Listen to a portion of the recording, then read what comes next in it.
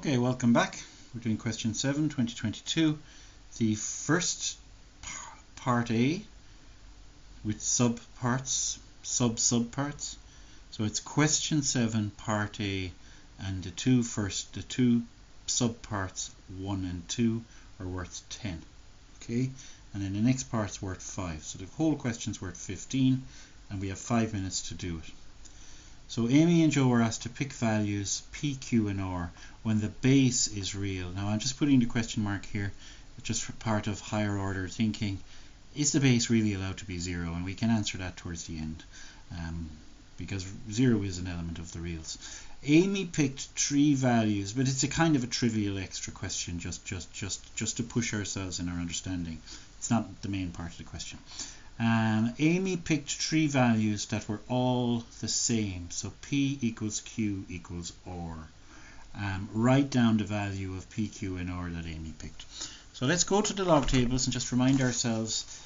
First, let's see if we can find it. So what would it say here? It will say indices.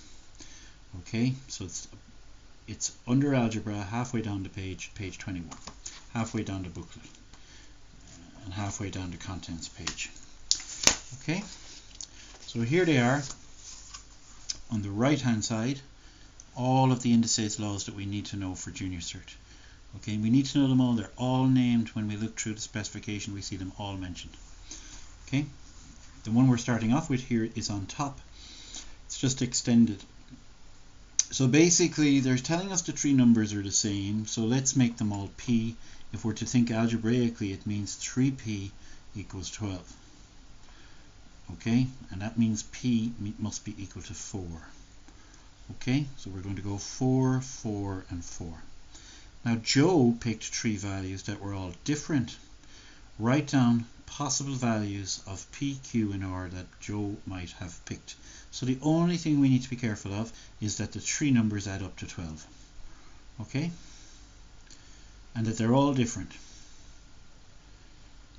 So you can start anywhere. I can put in a 1 in there, but I won't. I'll put in 2 and 3 and I'll figure out what's left. So that's 5, so there's 7 left, and there's quite a few correct answers. Indeed, did they even tell us that if P, they didn't even contain P, Q and R as integers, so there's an infinite number of answers. But you'd be kind of foolish to ramble away from anything bar natural numbers. Okay, but just to give you another example, 1, 2 and 9 would have been okay. Okay, and so on. There's so many answers. You could use 0 here. You could use 0, 7 and 5. My God, there's so many. Okay, find the value of M. So this is, so just take reassurance if you find some of the questions difficult, and I know some of you might find this a little bit challenging. We can do it by hand wavy, literally hand wavy process, or we can do it strictly by algebra.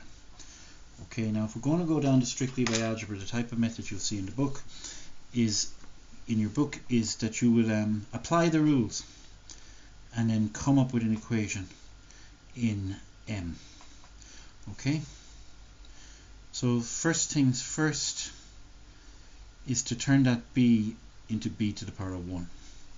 Okay, now applying the rules of multiplying here. Now some people would say, can we call it B to the M? Can we bring down the -2 to be B to the 1, B to the 2? You can. Okay, that's fine, but you don't have to. You can also just apply this rule with the -2 being an integer. So if I'm multiplying them together, I'm getting B to the M minus 2 on top and B on the bottom. And then we're applying this rule here, which is the subtraction rule. So this 1 will get subtracted. So it becomes B to the M minus 3 now, because that 1 subtracts when it comes up. So now I have this. Now a very simple idea in indices is if the bases are the same like this, then the powers are the same. Okay, so now we get a linear equation in M, which is quite easy to solve. We transpose the -3 across, and we get M equals 12 plus 3, M equals 50. Okay, let's see how we did.